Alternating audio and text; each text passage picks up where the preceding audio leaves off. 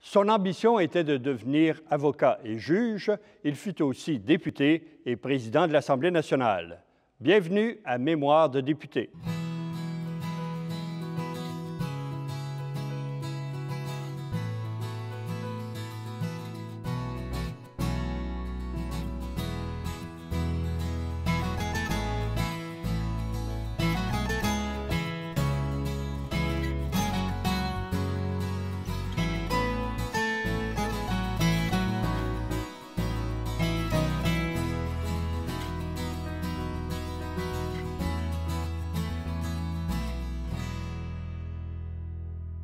Bonjour, M. Vaillancourt. Bonjour, M. Morin. Durant vos études, M. Vaillancourt, votre ambition, ce n'était pas de faire de la politique un jour, mais quand même, vous avez tenté quelques expériences. En fait, j'ai toujours voulu, dès l'âge de 10 ans ou 11 ans, devenir avocat. Je n'ai jamais pensé à une autre profession. Et puis un jour, j'espérais être nommé juge. Donc, c'est ce que j'ai fait. Je suis devenu avocat. Puis, en cours de route, chez les Pères Aublats, au Collège classique de Jonquière, je me rappelle, je pense que j'étais en belles lettres ou en rhétorique. À ce moment-là, il y a eu l'organisation d'un parlement-école, puis ça prenait la participation de 45 ou 50 jeunes étudiants de l'époque. Et puis, je me rappelle d'avoir appliqué, d'avoir donné mon nom avec 45, 46 autres copains. Et puis, si ma mémoire est fidèle, puis je ne suis pas sûr qu'elle l'est, mais j'avais un poste dans l'opposition. Est-ce que c'était chef de l'opposition officielle? Est-ce que c'était leader de l'opposition? Je ne sais pas. Mais je sais que j'intervenais souvent lors de ce parlement-école-là. Ça ne veut pas dire que j'aspirais à devenir député un jour. Ça veut tout simplement, je pense, démontrer qu'il y avait une certaine curiosité, qu'il y avait l'intérêt pour la politique. Puis je me rappelle aussi d'une autre expérience que j'ai vécue alors que j'étais étudiant à Laval, avec deux ou trois copains dont j'oublie les noms. On est venu assister à une couple de séances de l'Assemblée nationale. Puis je me rappelle, c'était l'Union nationale qui était au pouvoir. Puis c'est Jean-Jacques Bertrand, à mon avis, si je me rappelle bien encore, qui était ministre de l'Éducation. Et on parlait du Bill 25. Ce qui démontre encore une fois qu'en 66, c'est pas loin de 76, ça, que j'étais dans l'enceinte de l'Assemblée. Au lieu d'être sur le plancher, j'étais dans les estrades, mais ça démontrait qu'il y avait un certain intérêt pour la politique, mais pas au point de devenir député. Mais votre intérêt pour la politique, là, vous avez adhéré quand même au Parti québécois sous l'influence de Marc-André Bédard, qui était déjà très actif. Marc-André Bédard, je ne le connaissais pas très bien, je le connaissais comme avocat. Moi, j'étais jeune avocat. Lui avait plus d'expérience que moi. Il était organisateur politique dans Chicoutimi, il était militant. Et puis, en 1970, Marc-André Bédard s'est présenté pour le Parti québécois. Mais avant qu'il se présente, je pense en janvier 1970, alors que j'étais en train de mettre ma toge, je me rappelle comme si c'était hier de ça, pour aller plaider une cause.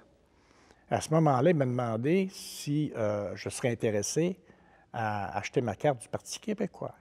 Je ne sais pas s'il y avait eu des informations à l'effet que j'étais souverainiste ou nationaliste. De toute façon, il m'a posé la question. J'ai adhéré immédiatement. C'est lui qui m'a vendu ma première carte de membre, et croyez-le ou non. Et ça, je ne suis même pas sûr que Marc-André s'en rappelle. Moi, je pense, non seulement je pense, je suis convaincu d'y avoir signé 12 chèques de 5 $, ce qui a été ma première contribution au financement des partis politiques dans toute ma vie. Est-ce que vous avez été un militant actif dans les campagnes électorales 70, 73? En 70, j'ai fait des... Je n'étais pas militant à la journée longue, à l'année longue.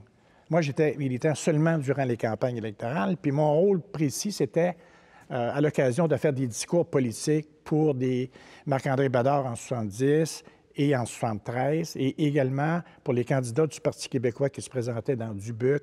Je me rappelle avoir été dans le comté de Lac-Saint-Jean. Comment c'est arrivé que vous vous présentiez candidat du Parti québécois en 76? Bien, c'est arrivé de la façon suivante, c'est que moi, lorsque le syndicat m'a demandé de les représenter, moi, j'étais au bureau d'aide juridique. Alors, j'ai été obligé de quitter l'aide juridique, parce qu'on ne peut pas, à l'aide juridique, avoir un syndicat comme client. À ce moment-là, Je suis devenu associé, pas associé, mais en tout cas, employé dans un bureau d'avocat de Jonquière où je représentais, entre autres, le syndicat de l'Alcan. Et à un moment donné, il y a un des avocats du bureau qui était aviseur légal du Parti québécois à Jonquière.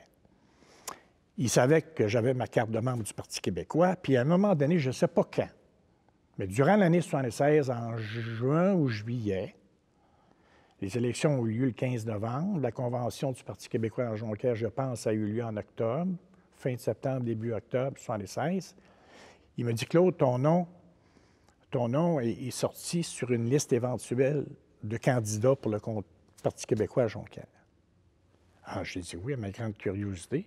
J'ai dit oui, mon nom est sorti. Puis là, on me dit, oui, mais tu n'es pas le premier candidat. Le premier candidat, c'est Lucien Bouchard. Mais il semblerait qu'il va dire non ou qu'il a dit non. Ça, c'est l'avocat qui travaille avec moi dans le bureau qui me dit ça. Il me dit, le deuxième, c'est Francis Dufour, qui s'est présenté pour le Parti québécois en 1973, qui a fait une très belle lutte. Qui a été maire d'Arvida. Qui était maire d'Arvida, puis devenu maire de Jonquière après la fusion. Il a fait une belle lutte, mais il a perdu avec 2000 ou 2500 voix en 1973. C'était le deuxième candidat d'après mon collègue avocat. Et il dit, Claude, t'es le troisième. Puis il dit, il paraît que Francis Dufour va dire non aussi. Ça fait que j'ai attendu. Puis à un moment donné, j'ai reçu un téléphone. Puis effectivement, on me dit, on était très franc avec moi, on ne m'a pas fait de cachette. On ne m'a pas donné l'impression que j'étais le premier candidat en liste. Ils m'ont dit réellement la vérité. Ils m'ont dit, le premier candidat, c'était M. Bouchard, Lucien. Le deuxième, c'était Francis Dufour. Ils ont dit non tous les deux. Et puis, tu es le troisième non. Es-tu intéressé? Et à ce moment-là, j'ai hésité énormément. Mon garçon était jeune, ma fille était jeune aussi. Je connaissais un petit peu l'implication, le travail que ça représentait. Je savais que j'allais devoir vivre à Québec plusieurs mois par année. En fin de compte, j'ai commencé par dire non, après avoir parlé avec mon épouse. J'ai commencé par dire non. Et c'est là que Marc-André Bédard est arrivé, encore une fois, il est pas mal toujours dans le portrait, Marc-André.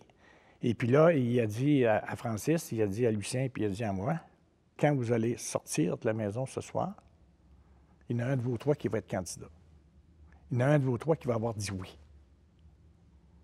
Et puis, c'est ce qui est arrivé. Lucien Bouchard a redit une deuxième fois non.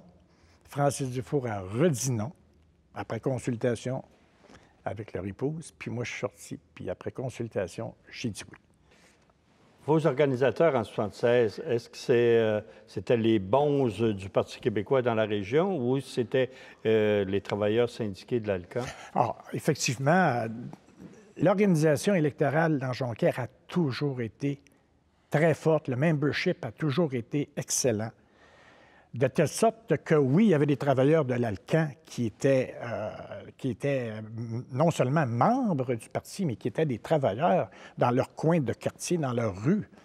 Et puis, il y avait également des enseignants, il y avait des professionnels aussi. Il y avait des professionnels, il y avait des avocats, il y avait des médecins aussi. Mais essentiellement, l'Alcan, et puis des professeurs du cégep, puis les professeurs, il y avait beaucoup de professeurs, mais les travailleurs de l'Alcan étaient très présents et très, très travaillants. Pourtant, vous aviez un gros adversaire contre vous. C'est un ministre libéral, Gérald Darvé, qui était là depuis un bon bout de temps. Quelle stratégie vous avez eue? Bien, Gérald, il était député depuis 60. Il a été élu en 60. Il a été, je pense, ministre en 70, ministre du Revenu, puis il était ministre aussi en 76. Il n'y a pas eu de stratégie particulière contre Gérald Darvé. En fait, moi, j'étais tout nouveau en politique. Jacques Brassard était nouveau aussi. Hubert Desbiens dans Dubuc était nouveau. Et juste Marc-André, il avait un petit peu d'expérience parce qu'il avait été élu en 73. Puis on avait un bon programme national. Et il faut bien être franc, là. Moi, j'ai toujours pensé que le parti et le chef du parti, c'est cause de 90 à 95 % de tes appuis, des votes que tu vas recevoir, et le candidat local, sans minimiser son rôle. Mais il faut être franc, il faut être modeste, la modestie ne tue pas, c'est 5 à 7 maximum 10. Donc, pas de stratégie particulière. On a un bon chef, M. Lévesque. Les Québécois l'adoraient, les Jonquiérois aussi. Donc, vous n'avez pas été trop surpris de votre victoire et celle du PQ en 1976? Bien, c'est-à-dire que moi, j'ai toujours été un petit peu surpris, non pas de la victoire, mais de l'ampleur de la victoire. Parce que mes organisateurs, parce que moi, le pointage, je ne connaissais pas ça. J'avais entendu parler de ça. Moi, on me dit en 1976 qu'on avait pointé personnellement au-delà de 70 des citoyens de mon comté. Ça veut dire que si les gens disaient la vérité à leurs questions qu'on leur posait, ça veut dire qu'on connaissait l'opinion pour qui allait voter 70 des électeurs, des 42 000 électeurs du comté de Jonquière. Mm-hmm. Alors, j'ai senti que ça allait bien. Mais l'ampleur de la victoire m'a surpris parce que on a gagné, je pense, à Jonquière avec... puis d'ailleurs, toutes les majorités ont été très, très fortes au Saguenay-Lac-Saint-Jean, mais dans Jonquière, c'était 9 000 quelque chose, puis effectivement, là, ce serait vous mentir que de dire que j'avais anticipé une telle victoire. Non, absolument pas. Une fois élu, là, est-ce que vous étiez conscient que vous mettiez en veilleuse votre ambition première là, d'exercer le métier d'avocat? J'ai toujours voulu devenir avocat puis espérer un jour devenir juge. Et là, il y avait toute une bifurcation dans ma vie. Là, je n'étais plus avocat. Bien, c'est-à-dire, oui, j'étais avocat, mais non pratiquant. Je suis rendu à Québec plusieurs mois par année. Je suis à l'Assemblée nationale. Et puis, effectivement, je suis jeune, j'ai 32 ans, puis ma carrière d'avocat, elle venait juste réellement de commencer avec le syndicat de l'Alcan et tout ça, ça allait bien. Alors, tout ça a été mis en veilleuse, mais évidemment, pour être franc avec vous, je me rappelle d'avoir parlé avec mon épouse, puis on s'était dit 2 mandats, ça va être le maximum, parce que si on veut que je revienne, que je puisse revenir en droit, il ne faut pas que je sois député pendant 16 ans ou pendant 20 ans, parce qu'à ce moment-là, je vais tout oublier mes connaissances juridiques, parce que quand tu es député, tu n'as pas le temps là, de lire ton code civil les fins de semaine quand tu arrives chez vous. Tu n'as pas le temps de lire ton code criminel. Tu ne t'occupes plus du droit, tu t'occupes de tes électeurs. Moi, je considérais que j'avais 42 000 employeurs à Jonquière. 42 000 employeurs qui ont choisi de m'avoir comme employé. Et ça rend un gars fier en tabarouette parce que c'est pas 1, c'est pas 2, c'est pas 3. C'est 42 000 personnes qui, sans se consulter individuellement, décident, ce gars-là, on veut qu'il travaille pour nous autres. Puis moi, je ne travaillais pas pour ceux-là qui avaient voté pour moi uniquement. Je travaillais pour tout le monde. Mm-hmm. Les libéraux, les péquistes, les hommes d'affaires, les chômeurs.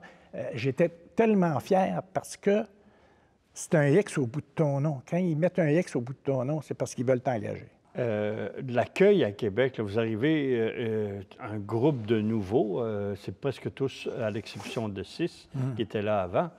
Quel genre de rencontre ça a été, ça, avec M. Lévesque, avec tout ce nouveau monde qui arrivait à l'Assemblée nationale pour la première fois? Bien, disons que j'ai de la misère à me rappeler précisément de tout ça.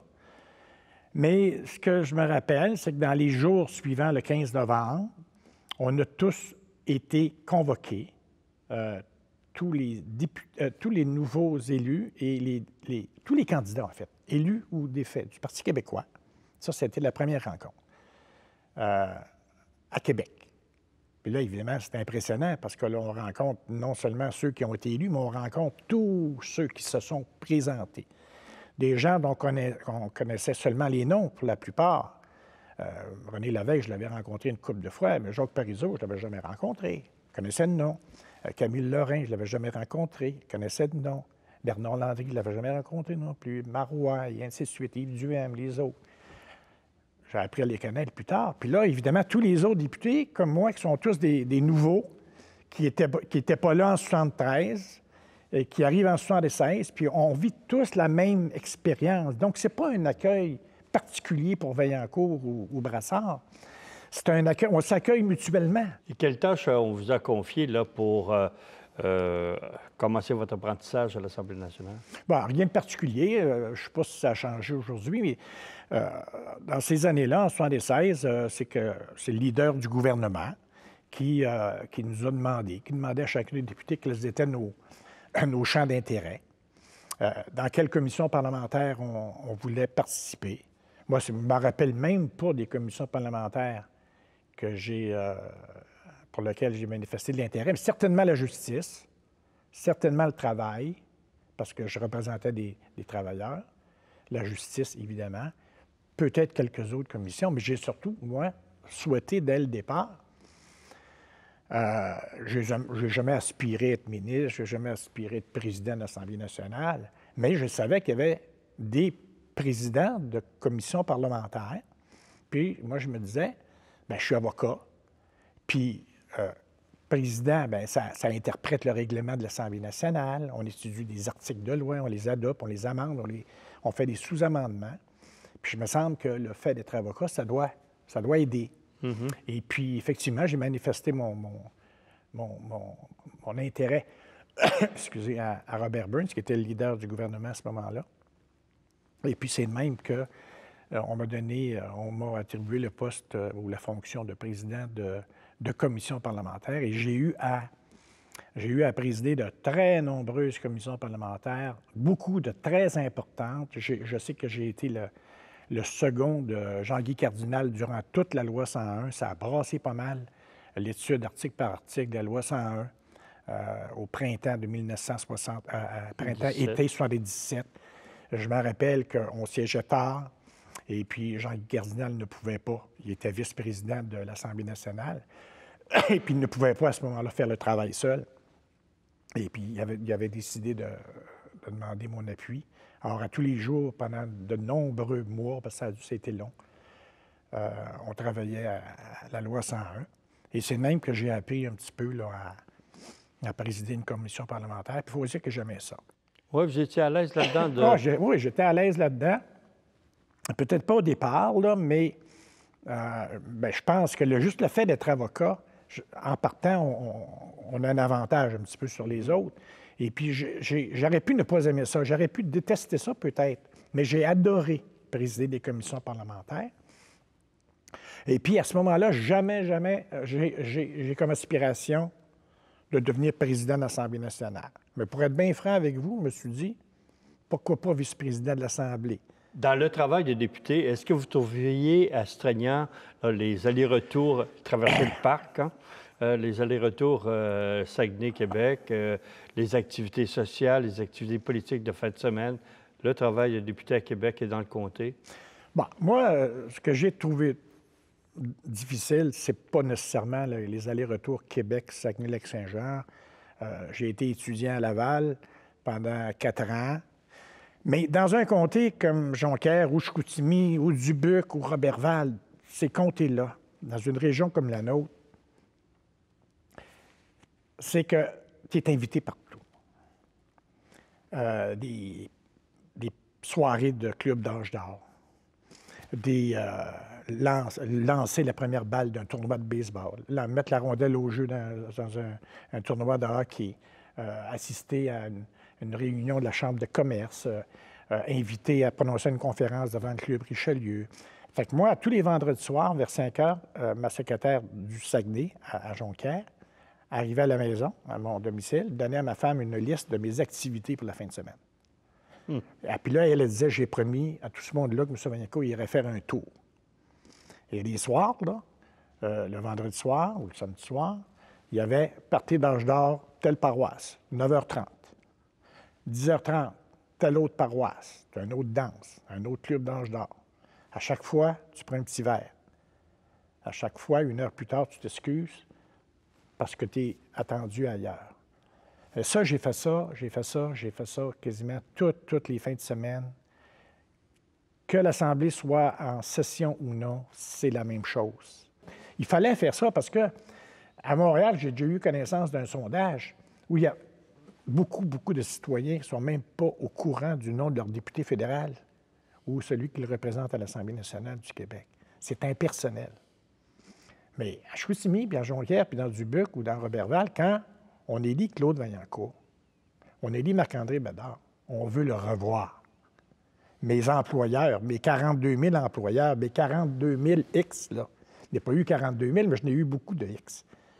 On l'a engagé, et puis on voudrait le revoir. Alors, ils m'ont revu.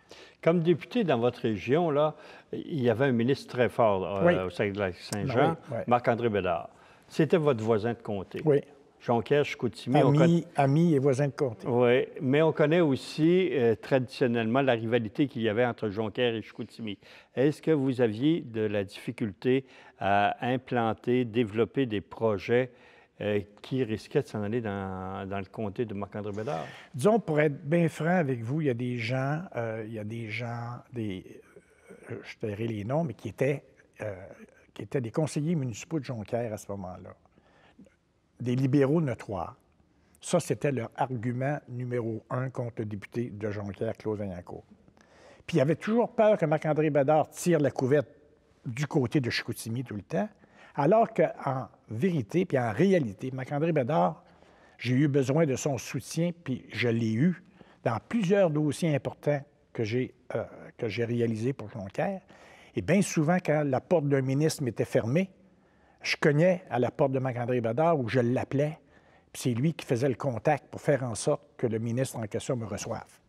Marc-André Bédard, il ne m'a pas juste vendu ma première carte. Marc-André Bédard, de 1976 à 1983, alors que Vaillancourt était député de Jonquière, n'a jamais volé un projet à Vaillancourt. Il n'a jamais volé un projet à des gens de Jonquière, mais il a aidé à beaucoup de ces projets-là. Et là, quand j'ai été élu vice-président ou président de l'Assemblée nationale, là, les gens de Jonquière, évidemment, ils sont fiers, comme les gens d'ailleurs, mais là, pour eux autres, c'était important.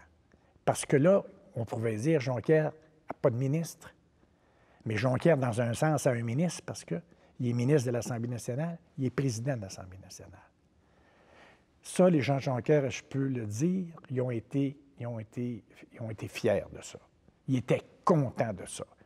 À ce moment-là, il devenait égalité pour Chicoutimi. Le pouvoir devenait égal. Dans un sens, oui. Dans un sens. Ouais. Justement, votre aisance à diriger des travaux en commission parlementaire, ça vous a conduit à la vice-présidence de l'Assemblée nationale. Dans quelles circonstances ça s'est fait? Bien, ça s'est fait que Jean-Guy Cardinal, de façon extrêmement subite, est décédé. Jean-Guy Cardinal, que j'avais aidé. Qui était vice-président de l'Assemblée. Qui était un des deux vice-présidents de l'Assemblée. À ce moment-là, il y en avait deux. Et puis, je l'avais très bien connu au moment de l'adoption de la loi 101, parce qu'on avait travaillé ensemble pour cette commission parlementaire-là. Et on apprend un bon jour qu'il est subitement décédé. Il n'y a rien qui laissait présager ça. Et là, je me rappelle que je suis à l'Assemblée nationale, après la période des questions, puis qu'à un moment donné, il y a un page, je pense, qui vient me remettre un billet ou vient me dire que je suis demandé dans le bureau de M. Lévesque, parce que derrière le salon bleu, le premier ministre a un bureau là, où il peut recevoir des gens ou des députés. Et puis quand j'ai vu qu'il me demandait à le rencontrer, M. Lévesque, mais là, j'ai eu une présomption que c'était pour ça, parce que je ne vois pas pour quelle autre raison. Là, il n'y avait pas de dossier là, entre M. Lévesque, là, son bureau ou moi. Donc, j'ai présumé que c'était pour ça, puis effectivement, c'était pour ça. Ça n'a pas été long. M. Lévesque, c'est pas le monsieur qui parlait le plus longtemps là, avec ses députés. Il était gentil, mais il est allé directement. Il dit, j'ai des informateurs, des informations à l'effet que vous faites un bon job comme président de commission parlementaire. Mais ça, il a fait allusion à ça. Évidemment, c'était après la loi 101, puis après d'autres commissions parlementaires importantes. Et puis, il dit, c'est là-dessus que je me fonde pour vous demander si vous accepteriez de remplacer M. Cardinal. J'ai dit oui avec plaisir. Est-ce que vous aviez des fonctions, enfin, un rôle particulier, des dossiers particuliers comme vice-président de l'Assemblée? En ce qui me concerne, non. J'étais à ce moment-là, moi, avec Louis Scuérier, qui était député de Vaudreuil-Soulanges. On a été vice-président tous les deux. Quand je suis devenu vice-président, c'est Jean-Pierre Jolivet. et qui a pris ma place. Mais non, jamais. C'est Clément Richard qui était président de l'Assemblée nationale à ce moment-là. Et pour être bien franc, là, puis là, je pense pas que ma mémoire fasse défaut sur ce sujet-là. On ne m'a confié aucun dossier particulier. Est-ce que votre activité politique était plus contrôlée, plus restreinte du fait que vous aviez une fonction de vice-président de l'Assemblée nationale, en particulier pour le référendum? J'ai travaillé autant que les autres députés. J'ai passé de nombreuses heures à travailler avec l'équipe qu'on avait au Parti québécois. J'ai tout fait pour qu'on ait une majorité absolue dans le comté, ce qu'on a d'ailleurs eu. Et j'ai eu aucun reproche là-dessus non plus, parce que c'était en fait, même si tu es vice-président de l'Assemblée nationale, ta fonction numéro 1, c'est que tu es député de Jonquière. Je me suis présenté en disant à mes électeurs, il va y avoir un référendum, puis moi, je suis souverainiste, et puis je vais essayer de vous convaincre de voter oui pour la souveraineté. J'aurais démissionné comme vice-président de l'Assemblée nationale si on m'avait dit, Vaillancourt, tu n'as pas le droit de faire un discours pour la souveraineté au moment du référendum de 80, parce que c'est pour ça que je suis rentré en politique. Donc, il fallait absolument que je participe, puis j'ai participé, puis on a gagné. Dans Jonquière, on a eu au-delà de 60 59,5 ou 60 de oui. Puis Chicoutimi aussi, puis Dubuque aussi, puis on était fiers de ça aussi. On était très fiers de ça. Quelques mois après le référendum de 80, en fait au mois de novembre, M. Lévesque a remanié son cabinet. M. Clément Richard, qui était président de l'Assemblée nationale, devient ministre, et vous lui succédez comme président de l'Assemblée nationale. Comment ça s'est fait? Bien, ça s'est fait encore une fois de la façon suivante, un petit peu comme ça s'est fait au moment où j'ai été élu vice-président de l'Assemblée nationale, c'est que M. Lévesque a demandé, je pense, à son chef de cabinet de m'appeler pour me demander si je serais intéressé à devenir président de l'Assemblée nationale. Et j'ai répondu que oui. Et puis, mais je n'ai pas rencontré, je pense, M. Lévesque. Mais là, évidemment, j'étais fier, j'étais surpris. Je me suis dit, mes concitoyens de Jonquière vont être extrêmement heureux et fiers, eux autres aussi, de cela. Mes parents, évidemment, mon épouse, mes enfants, de telle sorte que c'était prévu pour le 6 novembre 1980. Et puis, c'était la sermentation officielle qui devait avoir lieu. Une des plus grandes traditions dans le système parlementaire britannique, c'est que le président ou le chef du parti majoritaire doit consulter, doit aviser les chefs de l'opposition que son intention est de proposer la candidature de tel député. Et à ce moment-là, les partis politiques, s'il y en a deux, ils font un caucus, puis ils disent, le chef du gouvernement nous a proposé l'élection de M. Vaillancourt-Jonquière à la présidence de l'Assemblée nationale. De telle sorte que moi, j'ai pris pour acquis que tout ça avait été fait. Alors, le 6 novembre 1980, j'ai eu la désagréable surprise d'apprendre que M. Lévesque avait oublié d'appeler le chef de l'opposition officielle, qui était M. Ryan à ce moment-là. Donc, les libéraux n'avaient jamais entendu parler de ma candidature possible. De telle sorte que tout ça a été remis. Alors, mes parents sont retournés bredouille le lendemain matin, le 7 novembre 1980. Ma femme, mes enfants, tout le monde est retourné et Claude Vaillancourt est encore vice-président de l'Assemblée nationale et non pas président de l'Assemblée nationale. Ça a été partie remise. J'ai été élu le 11 novembre 1980, 5 jours plus tard. Mais j'ai eu des informations par la suite à l'effet que, et à l'Union nationale et au Parti libéral, ça avait été tout à fait unanime. Il n'y avait eu aucune contestation de ma candidature. On s'était même excusé. On continue la semaine prochaine, M. Vaillancourt. Merci beaucoup.